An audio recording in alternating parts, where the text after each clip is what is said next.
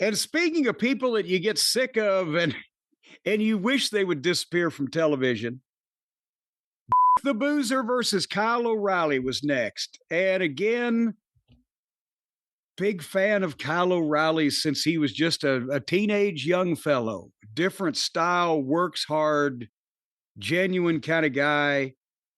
Has been made meaningless here. This match was going to be as good as Dick the Boozer can be because Kyle is talented, but I can't really stomach watching any more of Moxley than I have to because of the fakery and the same old shit.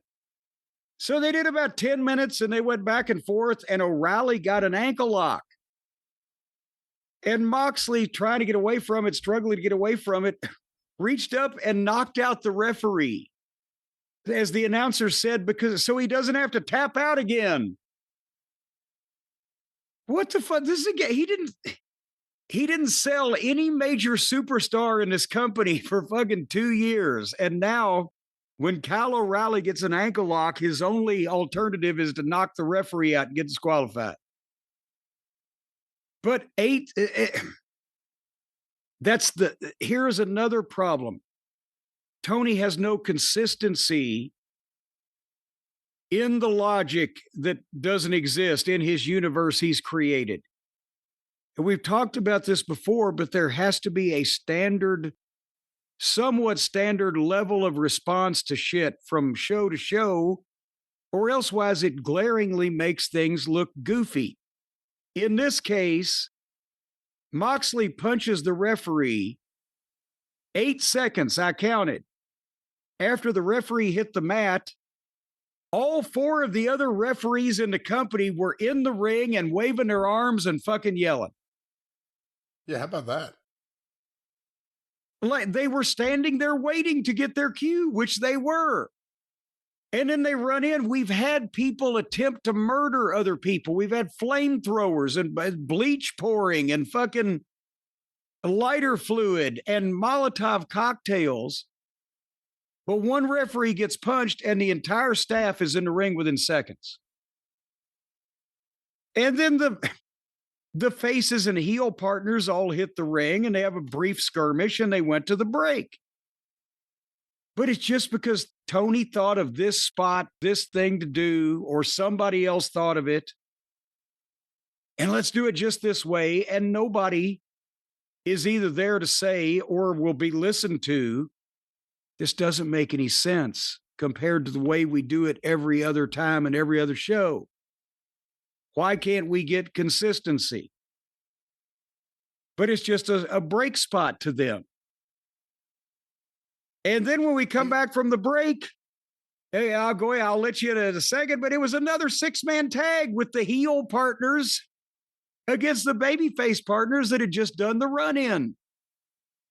And that's happened a few times recently where everyone who ran in just happened to be in the next match. So whatever you were going to say, but tell me why they can't just have some consistency in. It's the same thing with this certain type of title match means nobody can be at ringside and nobody can interfere, so they don't. Well, in that case, dumb fucks, you've just shown the fans that if you say nobody can interfere, then they can't. So the next time that the heels interfere and fuck up the main event of your pay-per-view, the fans are mad at you. I'm sorry, go ahead. I was going to ask you, do you think this does anything to help Kyle O'Reilly? Because he didn't beat Jon Moxley, but Jon Moxley appeared to think that he was about to be beat or have to tap out. So he did something he's never done before, just hit the referee, knowing it's a disqualification. It doesn't help Kyle because nobody's going to remember it next week or the week after.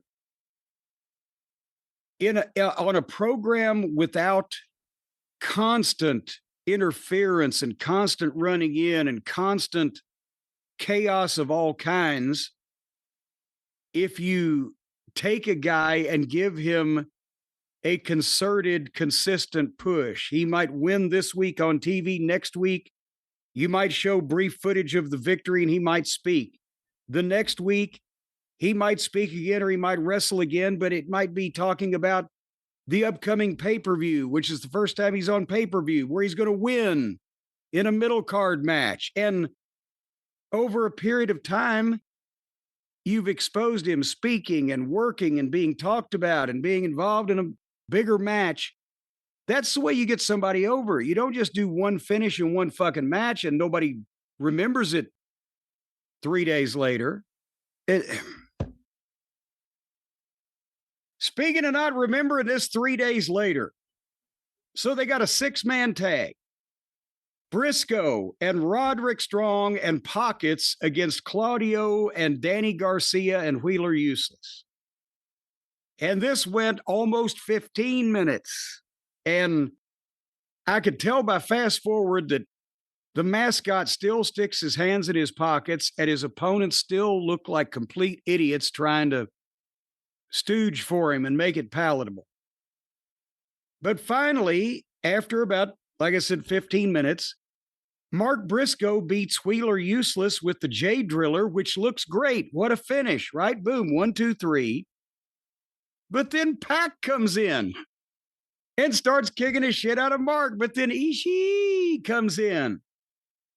And Ishii hit Pac with 13 forearms. And Pac went to one knee. How excited. God damn, when the babyface comes in and make a save, the heels are supposed to fly. They're supposed to bump. They're supposed to get people up.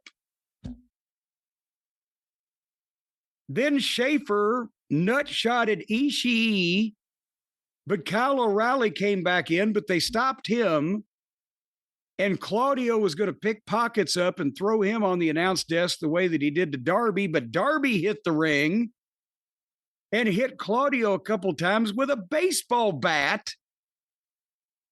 And the heels finally ran off. So, Brian, now do you... That's Sting's bat. Well, of course it is. Darby's homeless. He can't afford a bat. He stole it from his elder. Sting gave it to him. What stole the bat? Sting gave it to him. But the point being, do you remember what the finish was of Moxley and O'Reilly after you've just seen all this shit over the last 15 minutes? I do, but I remember more that Moxley hit the referee than I do who he was trying to get away from or who was in the match with. It's more about the Moxley doing it to the referee than Kyle O'Reilly almost beat Moxley. Well, yeah, because Kyle just came back in and they just beat the shit out of him now. So...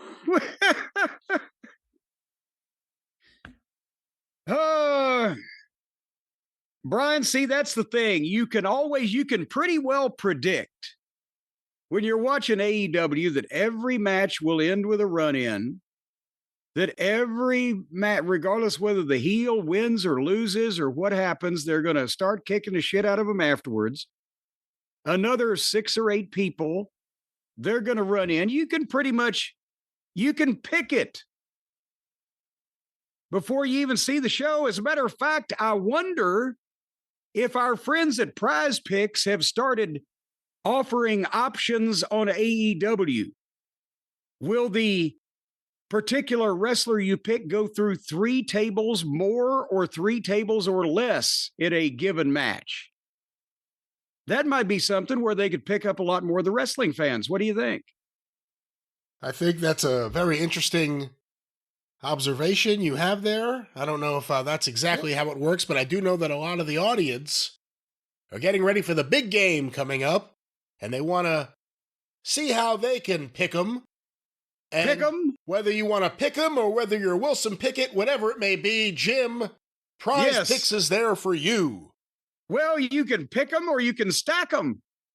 Because Prize Picks is simple to play. Just pick more or less on at least 2 player stats. And if you get your picks right, you could cash in.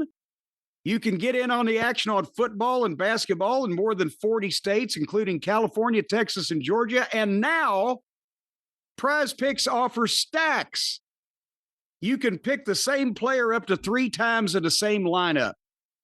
Now, I've said before, that sounds shady. That sounds like you're kind of loading the deck there. But if you want to pick more on Steph Curry's points, 3-pointers, and assists, now you can pick all of them in the same lineup only on Prize Picks. And you can follow other Prize Picks players directly on the app and copy their lineups in one click, whether it be a friend, a celebrity partner, or just someone that you'd like to plagiarize. You can hit the follow button and check out every lineup that they create and then jump in and steal their money from them. Again, not the terminology we would use and not exactly how that works, but... Well, it says right here on Prize Picks, how you play is up to you. If you want to cheat... No. Seems like you ought to be able to. Oh, Antonio Inoki's yelling something, and he doesn't want to stop. Well, if you want flexibility, choose Flex Play. Flex Play. Flex Play. Flex Play, where you can get paid even if one of your picks misses. That sounds like you're working for Tony Khan. Because even if you fail at your task, you'll still get paid. And if you want the biggest payouts, go for the Power Play. No matter your play, Prize Picks is a great way to put your takes to the test. They even offer injury reboots. So apparently, if you can, I don't know, go to one of the games and throw a banana peel on the court in front of the guy where he slips and falls down, or maybe pick him off with a slingshot, well, then he gets rebooted if he's injured, and it doesn't cost you any money. Yeah, I'm not exactly sure that's how it works, but let's say that's not how it works. Well, just for the sake of saying it, let's say it's not. It works something like that. Maybe. Let's say that the old Steph Curry, he's a basketball player, right? He is. Well, let's say he's running down the court and he's going to make that 3-pointer that's going to sink your picks. We'll just squirt a little baby oil right in front of him. He's going to slip, bust his ass, and drop that ball. And then you win. Prize Picks. I don't think that's how it works. Again, legitimate ways to show what you know.